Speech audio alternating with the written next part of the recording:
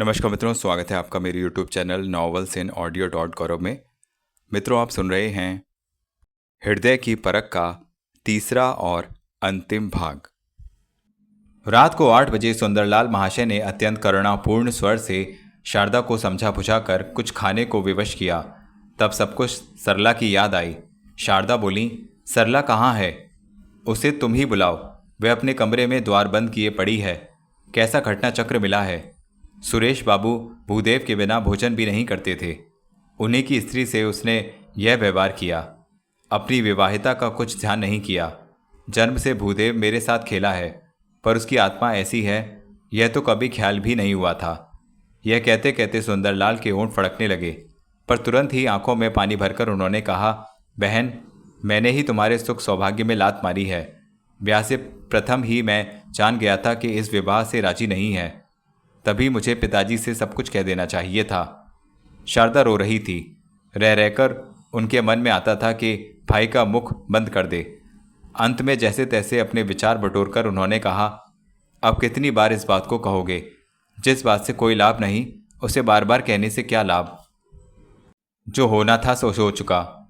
यह कहकर शारदा सरला को बुलाने चली गई। सरला की आंखों में न आंसू थे न नींद, पर उनमें विषाद का हलाहल अवश्य भरा था। शारदा को देखते ही वह बैठी रह गई और एकटक उनकी ओर निहारने लगी। क्षण भर शारदा भी निश्चल रही। फिर उन्होंने धीरे धीरे आगे बढ़कर सरला का सिर अपनी गोद में छिपा लिया।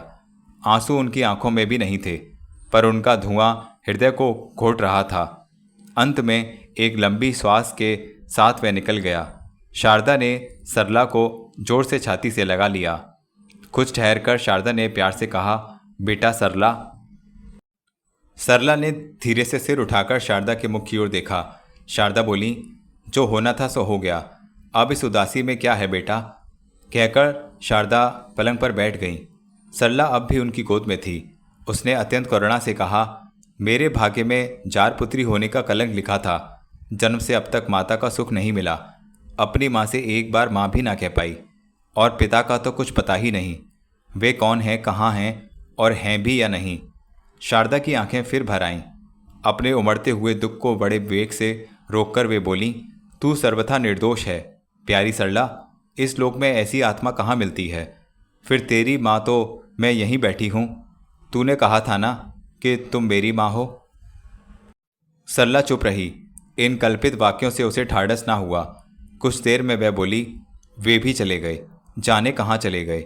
मैं उन्हें ही पिता मानकर माता के अभाव में उनकी सेवा करती। इस बात से शारदा का जी छटपटा उठा। उन्होंने तनिक उद्वेग से कहा, क्यों बेटा, अपने पिता पर इतना वैराग्य क्यों? तुम्हारी माता ने उन्हें भुलाकर दूसरा ब्याह करके सुख भोगा, पर तुम्हारा महात्मा पिता तो केवल उसी के लिए सब कुछ त्याग कर मिट्टी में मिल गया है। तुम्हारी पवित्र आत्मा तुम्हारी कुल्टा माता का तिरस्कार कर सकती है, पर तुम्हारा महात्मा पिता तो पवित्रता और स्वर्गीय प्रेम का आदर्श है। अपनी मृत माता का निंदा सुनकर उसे रोष आ गया, पर ज्यों ही कोई कठोर बात कहने को उसने मुंह उठाया तो देखती क्या है, शारदा देवी का मुख तेज से व्याप्त हो गया है। उस पर नज़र नहीं ठहरती। फिर उसने भी तनिक विमन से कहा, देवी, जो मर गया उसे कोसने से क्या है? अपनी माता की हृदयहीनता पर मुझे क्रोध आना स्वाभाविक ही है, पर वे आपकी तो प्रिय सहेली थीं। उनकी मृत आत्मा पर आपकी ऐसी अनादर बुद्धि क्यों? अंत में तो वे मेरी पूज्य माता ही थीं। मैं ही अभागिनी हूँ। एक बार वे मुझे मेरी झोपड़ी में जाकर गोद बैठाती थीं, तब उनका तिरस्कार किया, और उस दिन भी उन्हें मरमाहत किया। मेरे अभाग्य का भी कुछ ठिकाना है। पहले तो माता की गोद नसीब ही नहीं हुई, फिर प्राप्त हुई भी तो भाग्य ने ढकेलकर धूल में डाल दिया। पिता का तिरस्कार क्यों करती? पर उनका पता ठिकाना कहाँ है? काका लोकनाथ कहा करते थे कि 15 वर्षों तक भिन्न भिन्न स्थानों से उन्हें भेजे हुए रुपए आते रहे थे, फिर वे भी बंद हो गए। क्या जाने वे मरे हैं या जीते। आखिरी बात सरला के मुख से निकली ही थी कि शारदा ने झपटकर कहा, चुप रह सरला, छोटा मुंह बड़ी बात। अपने देवता पिता के लिए ऐसी अमंगल भावना, छी। सरला चौंक पड़ी। आज तक शारदा क्या, किसी ने उसका ऐसा तिरस्कार नहीं किया था। पहले तो शारदा की ओर भौचक सी देखती रही, फिर यह देखकर कि शारदा के मुख पर अत्यंत कठोर दृढ़ता विराजमान है, वह नीचा सिर करके रो उठी। उसने धीरे से कहा, अमंगल भावना क्यों देवी? पर उन्हें कोई जानने पहचानने वाला भी तो नहीं है। शारदा ने व्यग्रता से सरला का हाथ पकड़कर कहा, क्यों सरला, अब तू मुझे माँ नहीं कहती? सरला ने आंसू भरकर कहा, मेरी माँ तो मर गई। और मैं? सरला ने तनिक शंकित होकर कहा, आपने भी माँ की ही तरह कृपा की है। केवल कृपा सरला? सरला ने कांपती स्वर में कहा, प्यार भी। शारदा के नेत्रों का प्रकाश बुझ गया। उन्होंने अत्यंत करुणा से कहा, सरला बेटी, मैंने जो माँ की तरह तुझे प्यार किया है और तूने जो मुझे माँ समझ रखा है, यह झूठ बात नहीं है। मेरा भी तुझ पर अधिकार है। असल में तू मेरी ही संपत्ति है। तेरे पिता यह बात जानते हैं। सरला यह सुनकर अचकचाकर बोली, आप यह क्या कहती हैं? क्या यह भी कोई रहस्य है? मेरे पिता जानते हैं, पर वे कौन हैं और कहाँ हैं, यही कोई नहीं जानता। ये कौन हैं, यह बात जानने वाले भी हैं। कौन, जल्दी बताइए। सरला एकदम उठ खड़ी हुई। शारदा ने शांत स्वर से कहा, एक तो मैं ही हूँ। सरला का मुख सूख गया, उसकी जीभ तालू से सट गई। हड़बड़ाकर उसने कहा, आप मेरे पिता को जानती हैं? शारदा ने वैसी ही शांति से कहा, हाँ। कुछ देर तक सरला अचरज से शारदा का मुंह देखती रही, फिर बोली, क्या आप सत्य कहती हैं? शारदा उठ खड़ी हुई और उसे पकड़कर कहा, मेरे साथ आ। दोनों दूसरे कमरे में गईं। यह वही कमरा था जहाँ दोनों का पहले पहल मिलाप हुआ था। शारदा भूदेव के चित्र के पास खड़ी होकर बोली, इस चित्र को तो देख, इसे तो कितनी ही बार देखा है, पहचाना भी या नहीं, किसका है? सरला के पेट में हौल उठ रही थी। उसने कहा, नहीं, ये कौन है?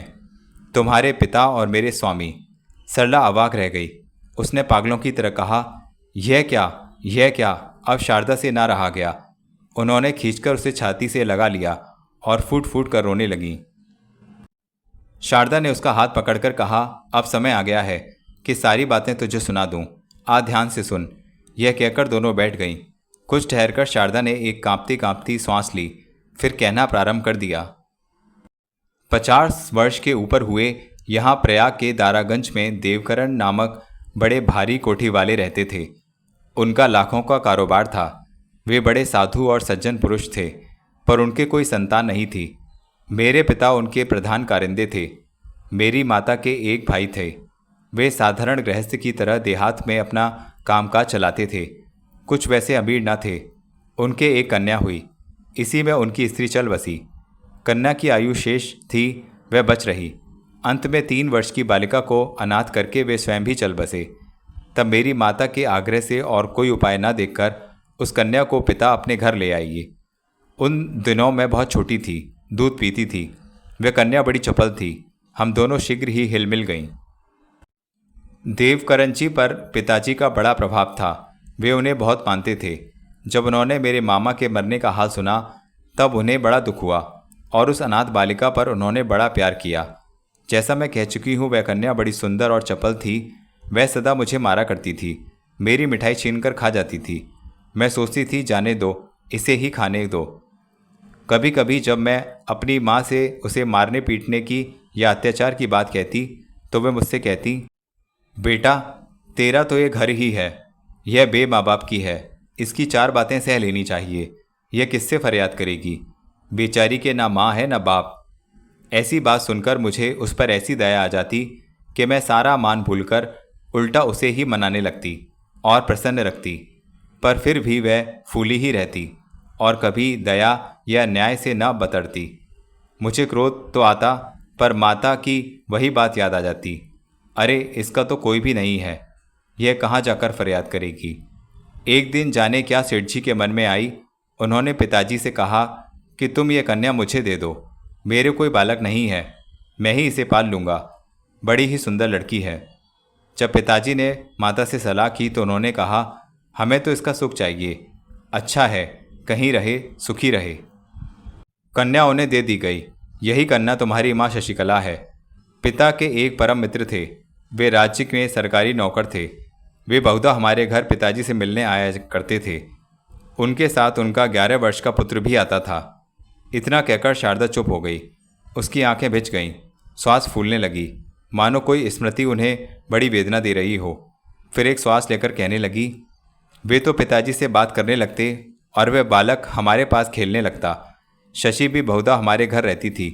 वह तो बढ़िया बढ़िया कपड़े पहनकर इतराती आती, चंचलता और घमंड से अकड़कर बोलती, पर मैं उसे वैसी ही स्नेह से देखती, क्योंकि मुझे उसे देखते ही सदा माँ की वह बात याद आती कि बेचारी की कोई नहीं है।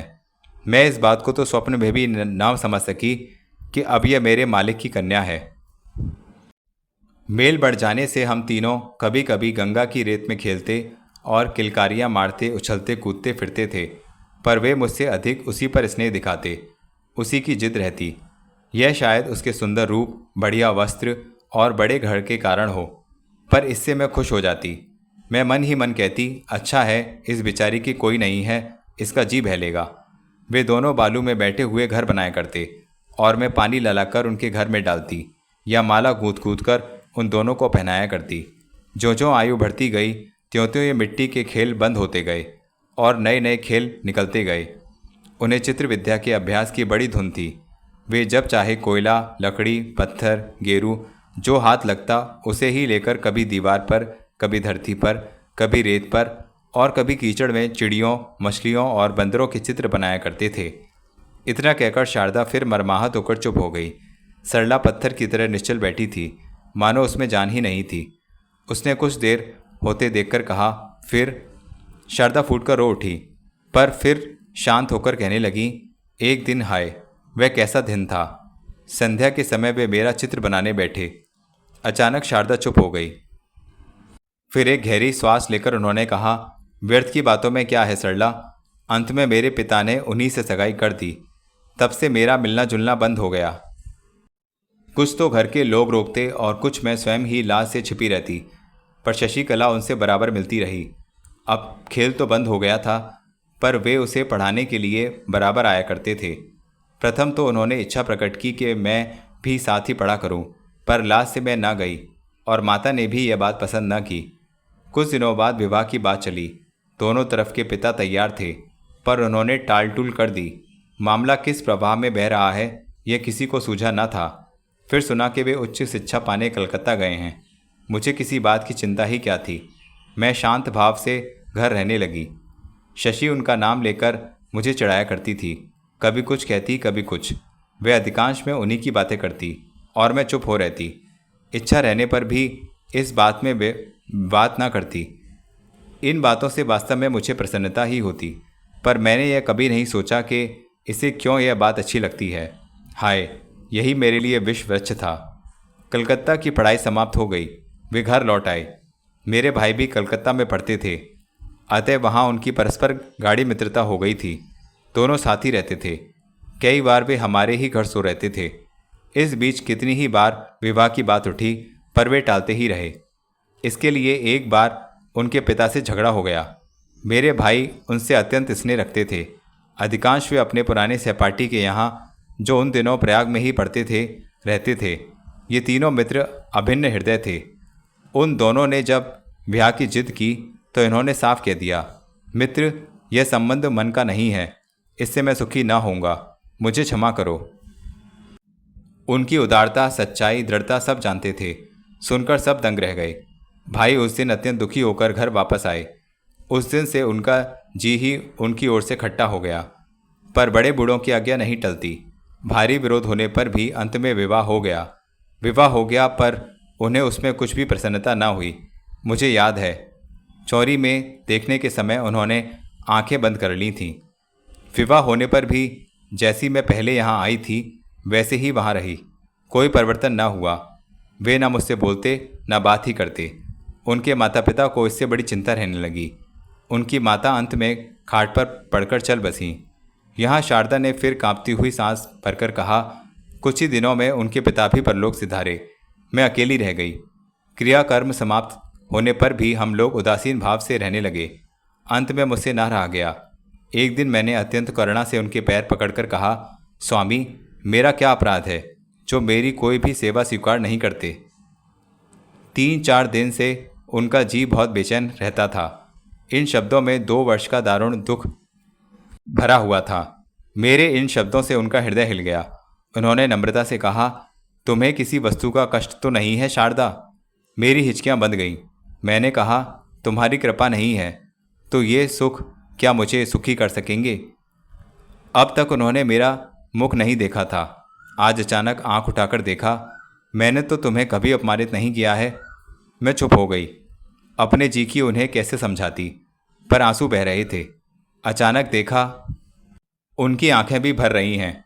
वे मोती से आंसू ढर ढर कर धरती पर गिर गए। इसके बाद वे तुरंत ही धरती पर लौटकर बालकों की तरह रोने लगे। उन्होंने मेरे पांव पकड़कर कहा, देवी क्षमा करो, मैं तुम्हारे योग्य नहीं हूँ। जीवन में जो पाप कर चुका हूँ उसे निभाना ही होगा। तुम्हारा दुख मैं जानता हूँ, पर दूर कैसे करूँ। मैंने भी जल्दी से पांव खींच लिए। मुझसे कुछ कहते ही ना बना। मैं केवल रोती ही रही। मैंने समझा ये जिस पाप की बात कर रहे हैं वह मुझे कष्ट देना ही होगा। पर हाय, असल बात मैं क्या समझती। अंत में उन्होंने कहा, बोलो, क्या पाकर तुम्हें सुख होगा। तुम्हारी दया। यह सुनकर वे करुणा से मेरी ओर देखने लगे। फिर उन्होंने आकाश की ओर देखकर कहा, हे ईश्वर, बल दे। उस दिन की बातचीत से चित्त कुछ प्रसन्न हुआ। जब मैं भोजन कराने गई तो कुछ बात करने का बहाना सोचने लगी। अंत में एक बात सूझी। मैंने कहा, शशिकला का ब्याह है। उसने 1 महीने पहले से बुलाया है। आज ही दाई आई थी। उन्होंने अत्यंत उदास भाव से कहा, अच्छा चली जाओ, कल मुझे भी काशी की ओर जाना है। 10-15 दिन लगेंगे। तुम अपने घर रहना। यही बात पक्की हुई। दूसरे दिन मैं यहाँ चली आई। मुझे यहाँ पहुँचाकर जब लौटने लगे तो एक क्षण भर ऐसी विलक्षण दृष्टि से उन्होंने देखा कि मैं कांप गई। यह कैसी दृष्टि थी, हाय, उसका अर्थ मैं अब समझी। इतना कहकर शारदा ने अपने आंसू पोंछ लिए और फिर बोली, वे चले गए और सदा को चले गए। आज 28 वर्ष हो गए। वे फिर न दिखाई पड़े। कहाँ गए कुछ ठीक नहीं। तब से उस कुघड़ी की याद बराबर रहती है। यह कहकर शारदा ने अत्यंत विषाद भरी सांस ले ली। सरला ने देखा कि उनके आंसू सूख गए हैं। शारदा फिर कहने लगी, इसके बाद एक दिन सुना कि किसी कारण शशिकला अपने किसी संबंधी के यहाँ चली गई है। ब्याह रुक गया, परंतु 5 महीने बाद जब वह आई तो वह बड़ी दुर्बल हो रही थी। पूछने पर कहने लगी कि बड़ी भारी बीमारी हो गई थी, जिसके कारण शीघ्र आना नहीं हुआ। कुछ काल बाद उनके यानी भूदेव के मित्र के साथ उसका विवाह हो गया। वह देखते देखते राजरानी बन गई। यह सब क्या गोरख धंधा हो गया। वह और उनके 5 मास तक गायब होने तथा फिर वापस आने में मेरा क्या संबंध था। उस समय मुझे कुछ भी ज्ञात नहीं हुआ, पर मैं समझती हूँ कि माता पिता तथा देवकरणजी को सब कुछ मालूम हो गया। वे बड़े उदास रहते थे। देवकरण भी बड़े चिंतित रहते थे। भाई उन दिनों कलकत्ता में थे। उनकी परीक्षा का समय था, इसलिए वे ना आए थे। मैंने इस उदासी का मतलब समझा कि घर गृहस्थी के कितने ही झंझट रहते हैं, इससे यह होगी। पर आज जितने दिनों के बाद उसका रहस्य समझ में आया। तुम्हारे ही पिता उसे ले गए थे और उसकी वह भारी बीमारी तुम्हारा प्रसव ही था। तुम्हारे पिता से लड़कर और तुम्हें छोड़कर वह चली आई और ब्याह कर लिया। माता पिता तथा देवकरण ने अपनी बदनामी के कारण अत्यंत कौशल से यह भेद छिपाए रखा। इन 28 वर्षों में मैं कितनी बार शशि से मिली, पर उसने एक बार भी न कहा कि उसी ने मेरे सुहाग में आग लगाई। अब सब घटना समझ में आ गई। वह गर्व यहीं रह गया था। मेरी प्यारी सखी ने मेरा सर्वस्व लूटकर शारदा का बांध टूट गया। वे अब की बार फूट फूट कर रो उठी। सरला का रोम रोम पिघल उठा था। वह दौड़कर शारदा से लिपट गई। उसने कहा, माँ माँ, रो मत, अब शक्ति नहीं है। मेरे प्राण निकल जाएंगे। देखो मैं तुम्हारी बेटी हूँ। शारदा ने उसे छाती से चिपटाकर कहा, बेटी। सरला ने कहा, माँ। कुछ देर तक शांत रहकर सरला बोली, फिर तुम्हारे पिता माता क्या हुए। पिता को मरे 15 वर्ष हो गए, पर माँ तो तुम्हारे यहाँ आने के 7 मास प्रथम मरी थी। और तुम्हारी भौजाई। अब की बार शारदा बिलख उठी। उन्होंने कहा, हाय, यह बात मत पूछो मेरी बेटी, रोते रोते कलेजा निकल पड़ेगा। मेरी माँ रोते रोते अंधी हो गई और मैं प्रार्थना करते करते अधमरी हो गई, पर भाई ने ब्याह नहीं किया। सरला ने पूछा, क्यों? क्यों? इस अभाग्नि के कारण। मैं यूँ कष्ट पाऊँ और तो उन्हें विवाह कैसे सुख रचता। मेरे भाई धर्म के दया के अवतार हैं।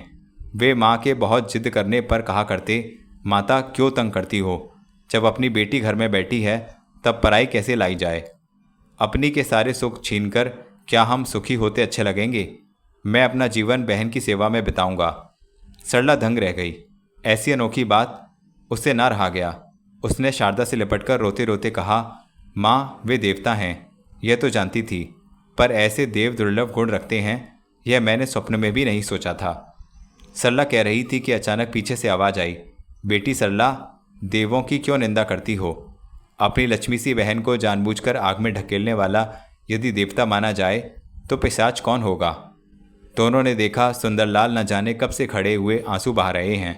सरला ने दौड़कर उनका हाथ पकड़ लिया और कहा, बाबूजी, मैंने ऐसा पुरुष तो आज तक नहीं देखा, देखने की कल्पना भी नहीं की। मैं आपको देखती तो रोज थी, पर पहचानती नहीं थी। हृदय ऐसा अच्छा हो सकता है? बाबूजी, आज से मैं आपकी ही पूजा करूंगी। यह कहकर वह सुंदरलाल के चरणों पर ढुलक गई। सरला अब बड़ी उदास रहती है। उसका मुख कमल सदा मुरझाया हुआ रहता है। सुंदरलाल और शारदा उसका जी बहलाने की बहुत कुछ चेष्टाएं करते रहते हैं, पर होता कुछ नहीं। जिन दुखमयी घटनाओं की बात हम कह चुके हैं, उनके सिवा एक और कष्ट उसके हृदय को महसूस रहा है। वह प्रत्यक्ष देख रही है कि विद्याधर अब उससे उदासीन हैं। वे अब न वैसा अनुराग दिखाते हैं, न उत्कंठा, बल्कि मिलने में ढील ढाल करते हैं। संसार में केवल जिसके हृदय का अभिनंदन किया था, वही अब उपेक्षा कर रहा है। यह बात याद करके सरला बड़ी उद्विग्न हो उठी है। वह सोच रही है, पहले तो मैंने विवाह की बात सोची भी नहीं थी। इन्होंने ही यह विश्वास दिलाया था कि विवाह से अधिक पवित्र बंधन हमारा नहीं हो सकता। फिर वे कहते हैं कि बचपन से वे मुझे याद करते रहे हैं। अब भी वे मिलने पर ऐसे अकपट भाव से मिलते रहे हैं। अंत में मुझे उनके हृदय का अभिनंदन करना ही पड़ा। न करती तो पाप होता, अपराध होता और मैं सुखी न रहती। अब उनके प्रस्ताव को मैंने स्वीकार कर लिया है। माता ने भी इस विषय में प्रसन्नता प्रकट की है। फिर देर क्यों? जो करना है उसे अभी कर डालिए। सभी कहते हैं यह बड़ा शुभ कार्य है, फिर शुभ कार्य में देरी क्यों? मेरा जी न जाने कैसा हो रहा है। चित्त बिल्कुल बेचैन है। कुछ नहीं कह सकती कि शांति कहाँ मिलेगी। यदि विवाह से सुख मिले तो विवाह ही कर लूँगी। मेरा न सही एक उदारशय युवक का तो कल्याण होगा। यह विचारते विचारते सरला का माथा सिकुड़ गया। उसने सोचा, मेरा भ्रम है या वे सचमुच ही उपेक्षा कर रहे हैं। वे अब आते भी कम हैं। उस दिन यह कहकर तुरंत ही चल दिए थे कि काम जरूरी है, फिर आऊँगा। फिर अब तक फुर्सत न हुई। काम तो पहले भी थे। आज 3 बजे आने को लिखा था, सो 3 की जगह 5 बज गए। ना जाने और कब तक ना आएंगे। आते तो सारी बात खोलकर कह देती, पर अब कब तक बैठी रहूं? यह सोचकर सरला ने एक लंबी सांस ली और उठकर भीतर शारदा के पास चली गई। सरला को देखते ही शारदा ने बड़े प्यार से कहा, सरला, कब तक उदास रहेगी? सरला बोली, माँ, जो बात चाहना से होती है उसे तो मनुष्य त्याग सकता है, पर जो आप ही हो गई है उसे क्या करे? मैं उदास रहना नहीं चाहती, पर रहती हूँ। शारदा एकटक उसकी ओर देखकर बोली, बीती बात भूलने से दुख बहुत कम हो जाता है। सरला ने धीरे से कहा, बीती बातें होती तो भी एक बात थी। शारदा ने चौंककर कहा, बीती नहीं तो और क्या है? मेरा वर्तमान के समान भविष्य भी अंधकार में है। शारदा ने अत्यंत स्नेह से कहा, बेटी, तू तो बड़ी समझदार है। दुनिया में अकेला किससे रहा जाता है? इसी से मैंने कहा था कि विद्याधर बहुत योग्य युवक है। उससे तेरा ब्याह हो जाए तो मुझे बहुत कुछ सुख मिल सकता है। पर तू विचार ही विचार में रहती है। अच्छा, यह तो बता, तू ब्याह से डरती क्यों है? सरला ने अत्यंत शांति से कहा, निश्चय कर लिया है कि ब्याह कर लूँगी। इस उत्तर से शारदा बड़ी प्रसन्न हुई। वे कुछ कहना ही चाहती थी कि सुंदरलाल एक पत्र लिए आ पहुँचे। उन्होंने सरला को पत्र देकर कहा, सरला, विद्याधर तुमसे भेंट करने आए हैं। सरला ने पत्र पर एक दृष्टि डाली तो देखा कि उस पर किसी अपरिचित व्यक्ति के हस्ताक्षर हैं। वह सत्य के पत्र की प्रतीक्षा कर रही थी। उसे बिना खोले ही सरला उठ खड़ी हुई। प्रथम तो उसने सीधे विद्याधर के पास जाने का विचार किया, पर फिर अपने कमरे में जाकर वह पत्र पढ़ने लगी। पत्र सत्य का था। उसमें लिखा था, देवी, तुम्हारी चिट्ठी। मुझे तुमने चिट्ठी लिखी, इसकी तो मुझे आशा नहीं थी। 2 वर्ष हुए, तब से तुमने मुझे एक बार भी याद नहीं किया। पर इसमें मुझे आश्चर्य कुछ भी नहीं है। जो इस प्रकार एकाएक बिना कहे चली जा सकती है, वह इतने दिन तक भूल भी सकती है। पर मैं तुम्हें कैसे भूल जाता रानी? भूलकर किसे याद करता? हम आस्तिक लोग परमेश्वर को केवल याद ही करते हैं। मिलना तो उसका परोक्ष में होता है। उसे हम नहीं देख सकते, तो क्या हम उसे भूल जाएं? तुम्हारा पता तो मुझे बहुत पहले मालूम हो गया था, पर यही सोचकर नहीं आया कि जब तक तुम आप ही बुलाओगी तभी मैं आऊँगा। अब तुमने न आने को लिखा है। अच्छा, ना आऊँगा सरले, ना आऊँगा।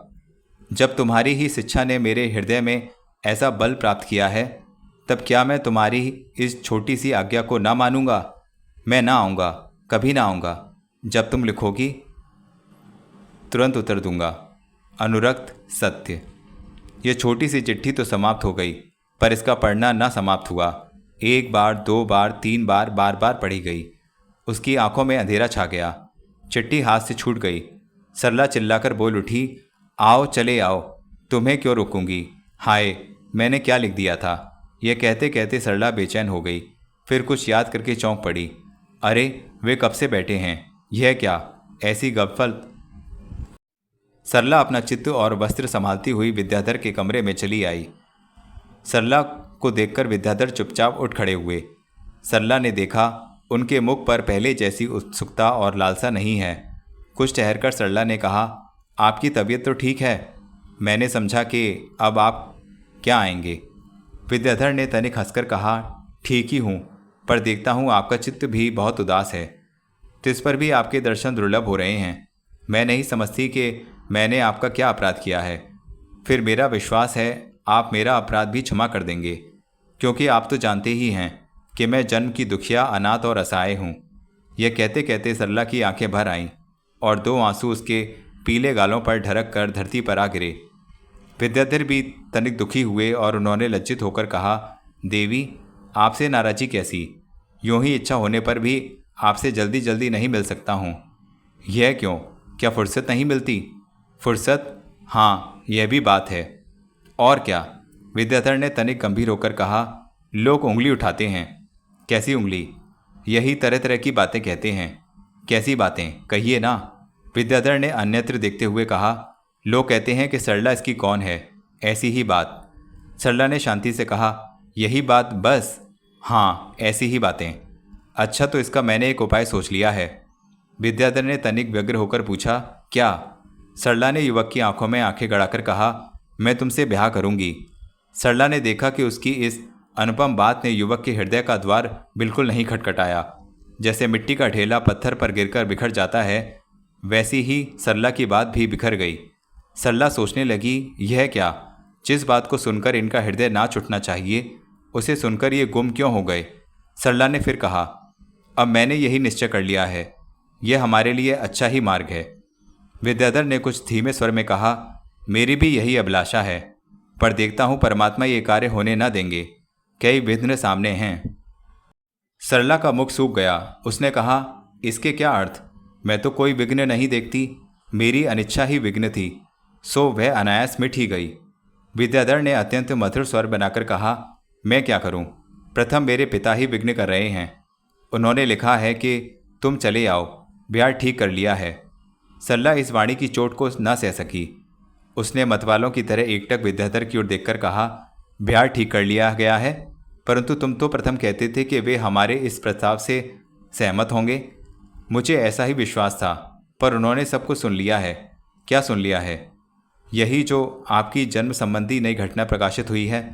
सरला का मुख क्रोध, लज्जा और विवशता से एकदम विवर्ण हो गया। उसने कहा, प्रथम भी तो मैं अज्ञात कुलशीला थी। युवक से कुछ उत्तर देते ना बना। उसने कुछ सिटपिटाकर कहा, मैं तो वैसी पैरवी नहीं करता, पर पिता जाति वालों से डरते हैं। सरला का मुख तमतमा आया। उसने उत्तेजित होकर कहा, तो क्या तुम भी पिता से सहमत हो गए? युवक ने लाचारी का भाव दिखाकर कहा, पिता की आज्ञा का पालन करना मेरा कर्तव्य होना चाहिए। फिर भी मैं उन्हें समझाने की चेष्टा करूंगा। क्या समझाने की चेष्टा? यही कि चाहे जाति चली जाए, पर मैं सरला से ब्याह करूंगा। मेरे साथ ब्याह करने से जाति क्यों चली जाएगी? मेरे माता या पिता को जाति थे क्या? या मैं ही कुछ दूषित हूँ? यह कहकर सरला तीक्ष्ण दृष्टि से युवक की ओर देखने लगी। युवक ने कहा, नहीं, उनकी जाति में तो मैं दोष नहीं कहता, पर आपकी उत्पत्ति जिस संबंध से हुई है, उस संबंध को समाज घृणा की दृष्टि से देखता है। सरला क्रुद्ध सर्पिणी की तरह चपेट खाकर बोली, यह क्या? आप मेरे श्रद्धेय माता पिता की भी ऐसी आलोचना करने का साहस करते हैं? युवक ने तनिक नरमी और दृढ़ता से कहा, देवी, आपका अपमान करना मेरा अभीष्ट नहीं है। जो बात है सो कह दी। तो क्या आप भी समाज के इस विषय में सहमत हैं? युवक ने मेज पर पड़े हुए एक कागज को मोड़ते मोड़ते कहा, जो बात जैसी है वैसी माननी ही पड़ेगी। तिस पर भी मैं आपका आदर करता हूँ। सरला कुछ काल तक ज्ञान शून्य की तरह चुपचाप बैठी रही, फिर बोली, तो आप मुझे स्वीकार नहीं करेंगे? प्रथम ही कह चुका हूँ कि पिताजी को राजी करूँगा, और यदि वे राजी ना हुए तो भी मैं आजन्म आपको अपने ही आत्मीय की तरह समझाता रहूँगा। सरला के रोम रोम में आग लग रही थी। उसी उत्तेजना में उसने कहा, तो आप पिता के इतने अधीन हैं? आप ही कहिए कि यह मेरा कर्तव्य नहीं है। मैं वह नहीं पूछती। मेरा कथन यह है कि जब आप इतने पराधीन थे तो आपने मुझसे वैसा प्रस्ताव ही क्यों किया था? आपने मुझे उस संबंध की बात ही कहाँ सुझाई थी? युवक ने निर्लज्जतापूर्वक कहा, देवी, उस भूल के लिए मैं क्षमा मांगता हूँ। अब समय नहीं है। आज ही रात को मुझे जाना है। कहाँ? घर। घर? हाँ, ब्याह करने। देखता हूँ क्या प्रबंध किया है। एक बार पिताजी को समझाऊंगा। क्या समझाओगे? कह तो चुका कि वे तुम्हारे साथ ब्याह की अनुमति दे दें तो। पर तुम्हें तो अनुताप हो रहा है। अभी तो तुमने उस भूल के लिए क्षमा मांगी है। हाँ, पर आप मेरा भाव नहीं समझी। अस्तु, पर अब समय नहीं है। मैं आपको अपने विचार लिखूंगा। सरला ने दर्प के साथ कहा, नहीं, आपको पत्र लिखना नहीं होगा, पर मेरी एक उचित प्रार्थना माननी होगी। क्या? जल्दी कहिए, समय नहीं है। आप अपना नाम बदल लें। इस बार सरला का मुख युवक से देखा नहीं जाता था। उस तेज को वह सहन न कर सका। कुछ काल तक मुग्ध की तरह खड़े रहकर उसने कहा, आप शांत हों और मुझे आज्ञा दें, मैं चला जाऊं। सरला ने सतेज स्वर से कहा, ठहरो। इतना कहकर सरला ने अपना बक्स खोलकर एक छोटा सा सुंदर चित्र निकाला। यह उसने महीनों परिश्रम करके बनाया था। उसके नीचे सुनहरे अक्षरों में लिखा हुआ था, श्रीयुत विद्याधर। सरला ने कलम लेकर उस पर लिखे हुए सुंदर नाम को काट डाला और युवक से कहा, यह लो, जार कन्या के पास, जिसे दासी बनाने में पुरुष की जाति जाती है, यह चित्र रखने योग्य नहीं है, और मेरे पूज्य गुरुदेव का नाम भी इस पर शोभा नहीं देता था। उसे मैंने काटकर नष्ट कर दिया है। युवक काट के पुतले की तरह खड़ा देख रहा था। उसने बीच में कुछ कहना चाहा पर कह ना सका। सरला बोली, आपका समय व्यर्थ जा रहा है। स्वच्छंदता से जी जहाँ चाहे जाइए। युवक खड़ा रहा। उसके नेत्रों में से आंसू भर आए। उसने कहा, देवी, एक बार विचारने का अवसर दीजिए, एकदम न त्यागिए। सरला की आंखों में आंसू नहीं थे। उसने एक ऐसी तेजोमयी दृष्टि युवक पर डाली कि वह कांप गया। उसने कहा, आज्ञा हो तो जाऊं? सरला ने दृढ़ता से कहा, अच्छा। युवक चलने लगा तो सरला ने बाधा देकर कहा, यह चित्र लेते जाइए, इसे रहने दीजिए। कदापि नहीं, जार पुत्री के पास इसकी शोभा नहीं है, आवश्यकता नहीं है। युवक फिर ठहर गया। सरला ने वह चित्र उसके हाथ में दे दिया। युवक बोला, क्या आप इसे स्वीकार न करेंगी? नहीं। क्यों? किस लिए रखूं? यह तुम्हारा प्रेम भाजन नहीं है। बिल्कुल नहीं। इसमें तुम्हारी कुछ भी श्रद्धा नहीं है। नहीं, जो थी उसे अभी नष्ट कर चुकी। युवक ने कड़क कर कहा, बस, अब अपमान सहा नहीं जाता। बहुत हुआ। तुम्हारी घृणा के भाजन स्मृति चिन्ह का यही अंत हो। यह कहकर युवक ने उसी क्षण उस चित्र के टुकड़े टुकड़े कर डाले और जल्दी से बाहर निकल गया। उसी समय शारदा ने, जो युवक से ब्याह का प्रस्ताव करने आई थी, कमरे में प्रवेश करके देखा युवक जा रहा है। चित्र फटा पड़ा है। सरला निश्चल स्तब्ध खड़ी है। उसकी आंखों में भयंकरता छा रही है। बाल खुलकर बेतरतीबी से बिखर रहे हैं। शारदा बोली, यह क्या? परंतु उत्तर कुछ भी ना मिला। सरला पत्थर की तरह निश्चल खड़ी हुई ज्वालामय नेत्रों से शारदा की ओर निहारती रही, मानो उसमें चेष्टा है ही नहीं। शारदा ने उसका हाथ पकड़कर कुर्सी पर बैठाया। सरला कठपुतली की तरह कुर्सी पर बैठ गई। अब भी वह निश्चल थी। शारदा डर गई कि इसे लकवा तो नहीं मार गया या इसका सिर तो नहीं फिर गया। कुछ देर में उन्होंने फिर कहा, बेटा, कुछ मैं भी तो सुनूं। बात क्या है? हुआ क्या? अब की बार सरला ने कुछ कहना चाहा पर ओंठ फड़क कर रह गए। उसका मुंह सूख रहा था। जीभ तलुए से सट रही थी। शारदा दौड़कर गईं और उन्होंने एक गिलास पानी लाकर सरला के ओठों से लगा दिया। उसे सरला चुपचाप पी गई। शारदा ने फिर ढांढस देकर कहा, शांत हो बेटा, ऐसी भी क्या बात है? अब की बार सरला ने कहा, माँ, व्यभिचार की संतान को वे नहीं ग्रहण करना चाहते। अब वे ब्याह करने स्वदेश गए हैं। यह आवाज़ सरला से बिल्कुल भी नहीं मिलती थी। ये भाषण के शब्द और ज्वलंत नेत्र तथा सफ़ेद मुख देखकर शारदा घबरा उठी। उन्होंने सोचा, इस समय यह अत्यंत उत्तेजित हो रही है, अतएव इसे सुला देना चाहिए। वे बोली, यही बात है तो इसमें क्या है, अच्छा चल सो रहे, पीछे देखा जाएगा। सरला चुपचाप उठ खड़ी हुई और उसने कहा, चलो। यह बात उसने ऐसी उद्दंडता से कही कि शारदा दहल उठी। वे शंकित हृदय से उसका हाथ पकड़कर उसे ले चलीं और खाट पर लिटाकर जल्दी से जाकर कुछ खाने को ले आईं। सरला बिना कहे ही खाने बैठ गई और थोड़ी ही देर में सब चाट गई।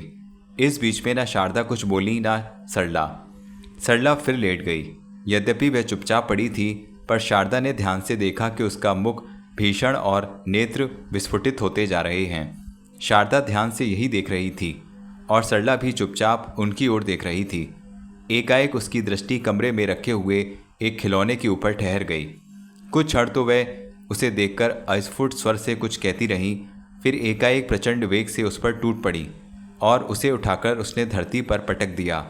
खिलौना चूर चूर हो गया। शारदा की प्रथम तो डर से चीख निकल गई, फिर उन्होंने सरला को पकड़कर पलंग पर डाल दिया। सरला अब भी कुछ अस्फुट बक रही थी। शारदा उसका मुख सूखा देखकर दौड़कर पानी ले आई। सरला ने झटपट गिलास छीन लिया और गटागट पी गई। शारदा ने उसके सिर पर हाथ फेरकर कहा, सरला, तेरी यह क्या हालत है? सरला ने अधीरता से क्रुद्ध होकर कहा, तो इसे यहाँ रखा किसने था? स्त्रियों के घर में पुरुषों का क्या काम? इतना कहकर उसने विकटता से दांत पीस डाले। शारदा समझ गई, सरला तो पागल हो गई, अब क्या करूं? उन्होंने दासी को बुलाकर कहा, बाबूजी को बुलाओ तो, सरला का जी अच्छा नहीं है। थोड़ी देर में सुंदर बाबू ने कमरे में प्रवेश करके कहा, क्यों, क्या बात है? शारदा ने सरला की ओर संकेत करके कहा, देखो तो, सरला तो अब सरला नहीं रही। सुंदर बाबू ने पास आकर सरला से कहा, क्यों सरला, क्या हुआ है? सरला ने कहा, कुछ हो तो बताऊं बाबूजी, माँ का सिर फिर गया है। वे इस तरह आंख फाड़ फाड़ कर देखती हैं जैसे पहचानती ही नहीं। इसके बाद बाबू का हाथ पकड़कर सरला ने कहा, तुम देखो ना, क्या मैं कोई गैर हूँ? यह कहकर वह आंखें फाड़कर सुंदर बाबू को देखने लगी। सुंदर बाबू सहमकर पीछे हट गए। उन्होंने शारदा से कहा, हुआ क्या, कोई घटना हुई है क्या? यह पागल सी हो गई है। सरला ने चिल्लाकर कहा, यह क्या चुपचाप सलाह कर रहे हो? बाबूजी, क्या तुम मुझे घर से निकाल दोगे? हाय, पुरुष जाति कैसे हृदयहीन है। इतना कहकर सरला ने कपड़े फेंक दिए। सुंदर बाबू चुपचाप वैद्य बुलाने चले गए।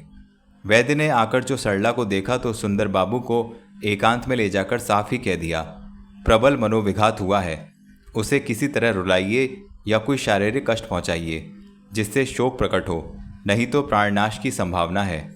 दोनों सन्न रह गए। अभी जो एक घटना घटी है उसे पूरे 4 मास भी नहीं बीते, फिर यह एक और अचानक वज्रपात। सुंदर बाबू ने वैद्य का मुंह ताकते ताकते कहा, क्या किया जाए, आप ही कुछ उपचार कीजिएगा, हमारे तो होश ठिकाने नहीं हैं। कुछ सोचकर वैद्य जी फिर रोगी के पास आकर बैठ गए। उन्होंने रोगी का हाथ अपने हाथ पे लेकर कहा, कैसी हो सरला? सरला ने गिड़गिड़ाकर कहा, वैसी हूँ, मुझे कुछ विकार नहीं है। मेरा मन भी पाप से अछूता है। ये मेरे इतने कृपालु माता पिता से ही है, इन्हें भी मुझ पर संदेह, घृणा। ये मुझे घर से निकाल देंगे तो मैं कहाँ जाऊँगी? मेरा तो कोई नहीं है। वैद्य जी समझे शायद ये रो उठे। उन्होंने कहा, तो क्या चाहती हो? अब की बार सरला ने भौहें मरोड़कर कहा, तुमसे मैं कुछ नहीं चाहती। पुरुषों से किसी से कुछ चाहकर कुछ पाया होगा? यह कहकर सरला एक सूखी अपमान की हंसी हंस उठी। कुछ ठहरकर उसने कहा, तुम लाख भुलावे दो, मैं साफ ही कहती हूँ, मैं यहाँ से ना जाऊँगी। क्या मेरा यह घर नहीं है? मेरे बाप के घर से निकालने वाले तुम कौन? यह कहकर सरला ने विकट दृष्टि से आंखें तरेरकर वैद्य की ओर देखा। उसका यह भाव देखकर शारदा रो उठी। हाय, मेरी सरला भी गई। वैद्य जी उठ खड़े हुए। उन्होंने कहा, रोग वृद्धि पर है, कुछ नींद आनी चाहिए, दवा भेजता हूँ, नियमपूर्वक देना, फिर यथाशक्य शोक उभारना चाहिए। इस उम्र में यह रोग बहुत ही भयंकर हो जाता है। वैद्य के साथ दवा लेने स्वयं सुंदर बाबू ही गए। शारदा रोकर सरला के ऊपर गिर पड़ी।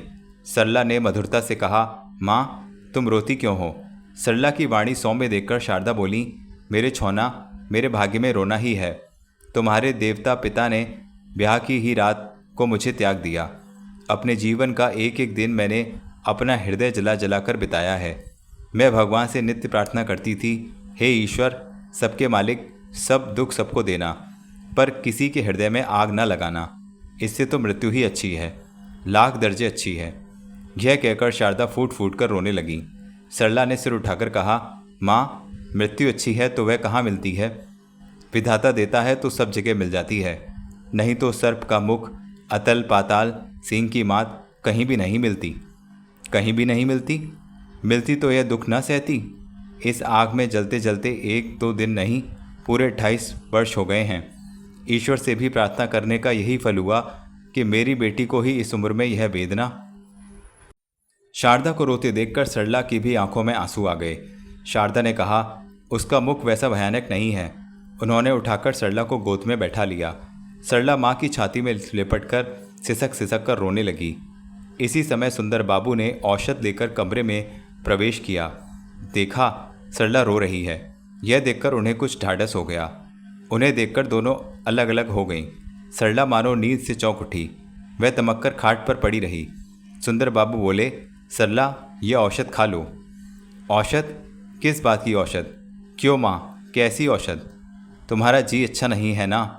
समझी, इससे अच्छा हो जाएगा। हाँ, लाओ खाऊं, देखूं कैसी औषध है। यह कहकर सरला सुंदर बाबू की ओर देखकर मुस्कुराने लगी। शारदा ने देखा उसके नेत्रों की सरलता फिर उड़ गई है। उस समय सुंदरलाल का वहां आना ही बुरा हुआ। सुंदर बाबू ने दवा तैयार कर दी। औषध हाथ में लेते ही सरला ने उसे धरती पर दे मारा और फिर आंखें तरेरकर कहा, इतनी सी औषध? तुमने क्या मुझे यूं ही समझ रखा है? औषध मैं ना खाऊंगी, कहकर सरला उधर से मुंह फेरकर पड़ रही। सुंदरलाल चुपचाप शारदा का मुंह ताकने लगे। शारदा ने अत्यंत करुण दृष्टि से देखकर कहा, इस वक्त और कुछ देर आप ना आते तो ठीक होता। मैं यहीं हूँ, आप जाकर सो जाइए। सावधान, देखते ही दवा दे दूंगी। सुंदर बाबू चले गए। शारदा चुपचाप सरला की चारपाई पर आ बैठी। देखा, सरला सो रही है। उन्होंने विचारा, चलो अच्छा हुआ, सोने से कुछ शांति मिलेगी। पर शारदा ने देखा, सोती हुई सरला शांत नहीं है। कभी मुस्कुराती और कभी उसका मुख भीषण हो उठता है। शारदा को वह सारी रात जागते बीती। कई दिन हो गए, सरला के आराम होने के कोई लक्षण न दिखाई पड़े। प्रत्युत उसका उन्माद बढ़ता ही गया। वह घर से भागने की चेष्टा करने लगी। हाय, हमारी सरल सरला पागल हो गई। पूस मास का महीना था। कड़ाके की सर्दी पड़ रही है। ठंडी हवा तीर की तरह चल रही है। इस समय बसंतपुर में चलकर देखिए, कितने ही गरीबों के घरों के छप्पर उड़े हुए हैं, कितनों के मकान गिर गए हैं और सर्दी में ठिठुरकर सैकड़ों पशु मर गए हैं।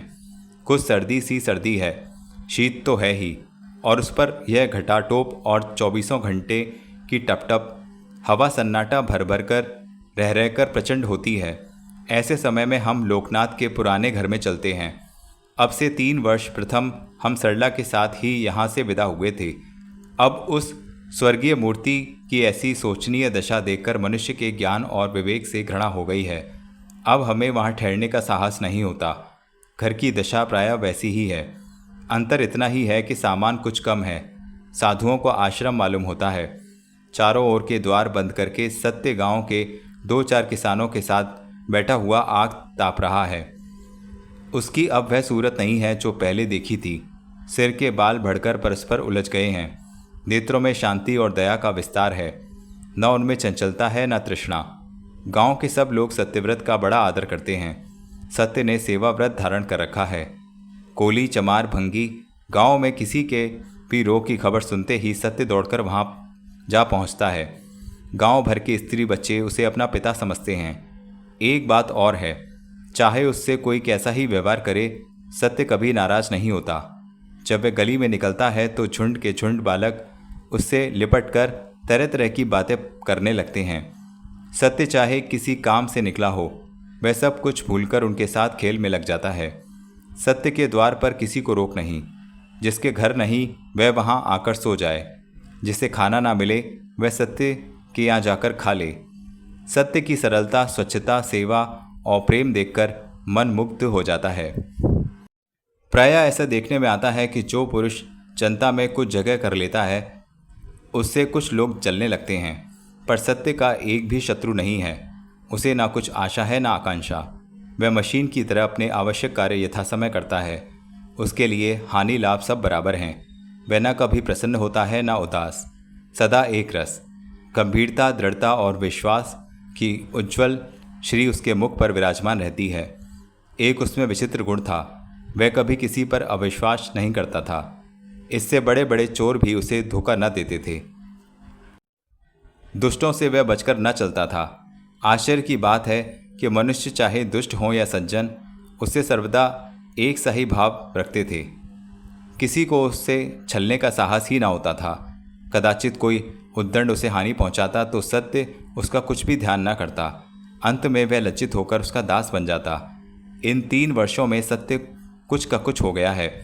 पहले उस पर दया करने को जी चाहता था, उसे दिलासा देने की लालसा होती थी, पर अब उस पर श्रद्धा करने को जी चाहता है। उससे कुछ आदेश पाने को मन होता है। वह अकेला कभी न रहता था। आज भी ऐसे दुर्दिन में वह अकेला नहीं है। रह रहकर हवा के झोंके उसी के घर के किवाड़ों को खटका देते हैं। अचानक बाहर से मनुष्य कंठ का शब्द सुनकर सत्य ने कहा, क्या बाहर कोई है? पर फिर कुछ नहीं सुनाई दिया। झमाझम में बरस रहा था। वायु की सनसनाहट में उसे फिर कुछ शब्द सुनाई दिया। सत्य ने कहा, गोपाल, किवाड़ खोलकर देखो तो बाहर कोई है। गोपाल के किवाड़ खोलते ही बौछारों ने उसे घबरा दिया। तुरंत ही द्वार बंद करके उसने कहा, ऐसे वक्त में बाहर आदमी कहाँ हो सकता है भैया? हवा का तेजी का भी कछु ठिकाना नहीं। सत्य फिर आग तापने लगा, पर उसने कान वहीं लगा रखे। अचानक फिर कुछ स्वर सुनाई दिया। सत्य ने कहा, देखो फिर वही। अच्छा ठहरो, मैं देखता हूँ, कहकर सत्य स्वयं बाहर आया। बौछार आ रही थी। अंधकार में हाथ को हाथ नहीं सूझता था। एकाएक भीषण गर्जन के साथ बिजली कड़क उठी। सत्य ने उसी क्षणिक प्रकाश में देखा, सामने भीत के सहारे कुछ वस्तु सी पड़ी हुई है। अब की बार फिर वहाँ से कराहने की ध्वनि आई। सत्य लपककर वहाँ पहुँचा। देखा कोई स्त्री पड़ी है। सत्य उसे उठा लाया। तीनों आदमी जो आग ताप रहे थे खड़े हो गए। बोले, ये कौन है? सत्य ने उसे पलंग पर लेटा दिया। कपड़े उतारकर सूखे कपड़े पहनाए। इतनी देर में जो स्वस्थ होकर उसने गौर से देखा तो उसके मुंह से जोर से एक साथ निकल गया, सरला। तीनों पड़ोसी अचरज से बोले, सरला यहाँ कहाँ? सत्य ने कहा, भाई जरा आग तो ले आओ, यह तो बिल्कुल ठंडी है। सरला आज यहाँ कैसे आ गई? सत्य का कलेजा धड़कने लगा। उसने देखा सरला की आंखें बंद हैं, ओठ नीले पड़ गए हैं, नाड़ी बिल्कुल बंद है, शरीर जकड़ गया है। सत्य की आंखों से पानी टपक रहा था। हाय, इतने दिन पीछे सरला आई तो इस सूरत में। सत्य ने उसी क्षण हाथ छोड़कर और आंखें बंद करके संसार के स्वामी से सरला के मंगल की कामना की, पर क्या जाने वह वहाँ तक पहुँची भी या वायु और बछारों के झपेटों में ही नष्ट हो गई। इतने में आग आई। कमरा गर्म हुआ। सरला ने आंखें खोल दी। सत्य ने थोड़ा सा दूध लाकर उसके मुख में धीरे धीरे डालना शुरू किया। कुछ देर में सरला को होश आ गया। उसने चारों तरफ देखकर सत्य का हाथ पकड़कर कहा, कौन? सत्य, मैं तुम्हारे घर आ गई। अच्छा हुआ। देखो मैं बहुत थक गई हूँ, प्रयाग से पैदल आ रही हूँ, न जाने कब से कुछ नहीं खाया। आंधी में मैं कहीं एक क्षण को भी नहीं रुकी हूँ। मैं तुम्हारे लिए चली आ रही हूँ। सत्य ने आंखें डबडबाकर रूंधे कंठ से कांपते कांपते कहा, सरला, मेरे लिए इतना कष्ट क्यों? मुझे बुला लेती, मैं ही आ जाता। यह कहकर सत्य ने सरला के माथे पर के बालों को पीछे हटाकर ओढ़ना ठीक कर दिया। सरला ने अत्यंत मधुरता से कहा, सत्य, तुम्हें लूटकर मैं ही चली गई थी और अब तुम्हारी सेवा करने मैं ही आ गई हूँ।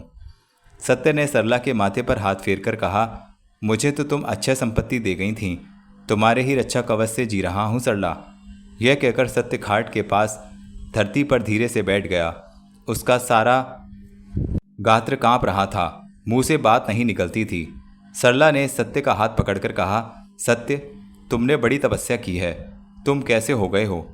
तुम्हें देखने को कलेजा तड़प रहा था। तुमने जब पत्र लिखा था तब क्या तुम रोए थे? सत्य ने कांपते कांपते बड़ी कठिनता से कहा, मेरी आराध्या देवी, तुमने जो मार्ग बताया था उसी पर चल रहा हूँ। वह पुण्य तो अवश्य था, पर यह नहीं जानता कि भगवान उसके प्रताप से इसी जन्म में मनोकामना पूर्ण करेंगे। यह कहते कहते सत्य रो उठा। उसके साथ ही 3 वर्षों का निराशा का दुख जो उसके रोम रोम में रम गया था, उसे याद करके वह बोला, देवी क्या कहूँ, मैं 3 वर्षों में एक दिन भी नहीं सोया। सरला ने सत्य के आंसू पहुँचकर कहा, अब दुखी क्यों होते हो? कल तक धीरज धरो। मैं तुम्हारा ऋण परिशोध करने से के लिए ही आई हूँ। बहुत थक रही हूँ। इस समय सो लेने दो। सवेरे मैं तुमसे ब्याह करूँगी। सत्य का ज्ञान नष्टप्राय हो रहा था। वह धीरे से उठकर चल दिया। सरला सो गई। सत्य को उस रात नींद नहीं आई। बार बार वह सरला के कमरे में झांककर देखता। सरला आराम से सो रही है। दिन निकल आया। पक्षी चहचहाने लगे। सूरज की सुनहरी धूप वृक्ष की चोटियों पर पड़ने लगी। सत्य ने सरला के द्वार पर से झांककर देखा। सरला अभी सो रही है। रात का एक एक क्षण कल्प के समान काटकर सत्य ने यह प्रभात देखा है, जिसमें सरला, उसके नेत्रों की ज्योति, हृदय का भूषण, आत्मा की तृप्ति सबके साथ उसकी होगी। पर वह तो अभी भी सो रही है। अंत में सत्य से न रहा गया। वह झपटकर भीतर गया, पर सरला वहाँ थी कहाँ? उसका प्राण पखेरु कब का उड़ चुका था। उसका बर्फ के समान श्वेत और ठंडा शरीर पड़ा हुआ जगत के ज्ञान और महत्व का तिरस्कार कर रहा था। सरला के साथ हमारी कहानी समाप्त हो गई। आगे कुछ कहने को लेखनी उठती भी नहीं, पर हमें शारदा और सुंदर बाबू की खबर लिए बिना नहीं रहा जाता। जब से सरला उन्मुख दशा में अवसर पाकर घर से निकल भागी, शारदा दिन रात रोती है। वे पागल सी हो रही हैं। न खाने का ध्यान, न नहाने का। बैठी हैं तो बैठी रहती हैं, और पड़ी हैं तो पड़ी। घर शोभा विहीन और मलिन हो रहा है। कुछ सोचकर सुंदरलाल ने विदेश भ्रमण की ठहराई। एक शुभ दिन दोनों चल दिए।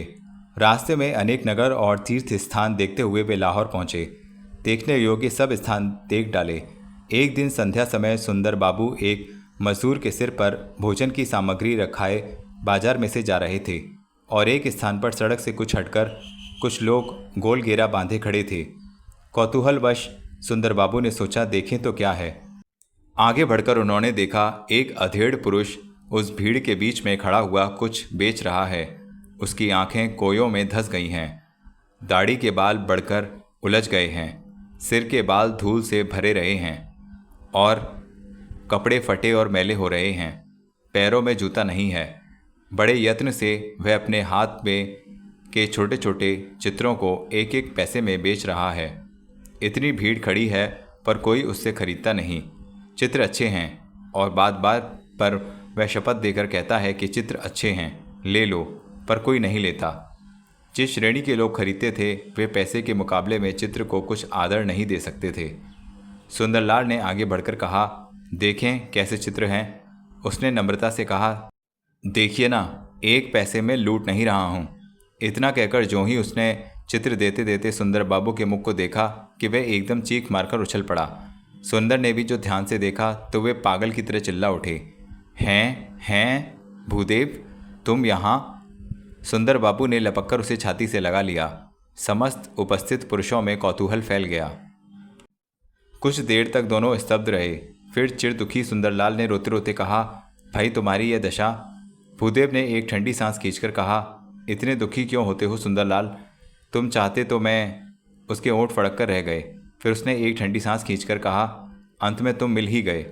सुंदरलाल ने अत्यंत दुखी होकर कहा, तुम ऐसे निष्ठुर हो गए भूदेव, तुम्हें किसी पर दया नहीं आई? भूदेव ने कहा, जिसे अपने ऊपर दया नहीं आती उसे किसी पर क्यों दया आएगी?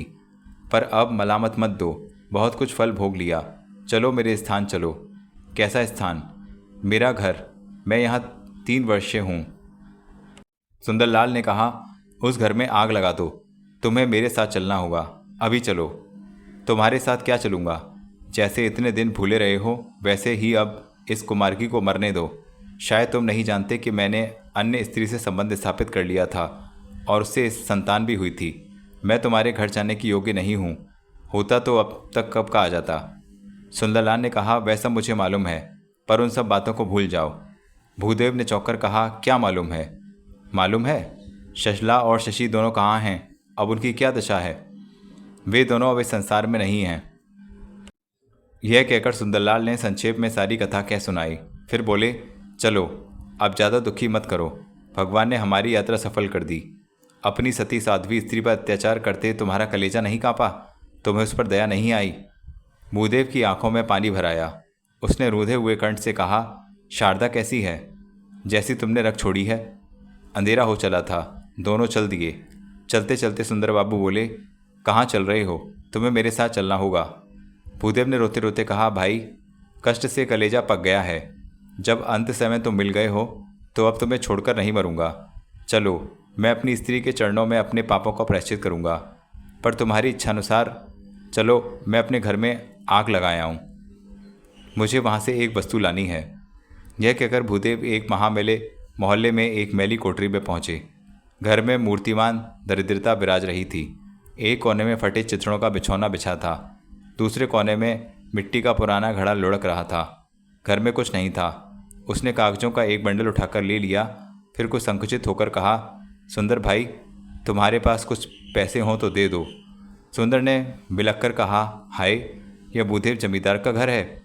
भूदेव की आंखों से आंसू टपक रहे थे।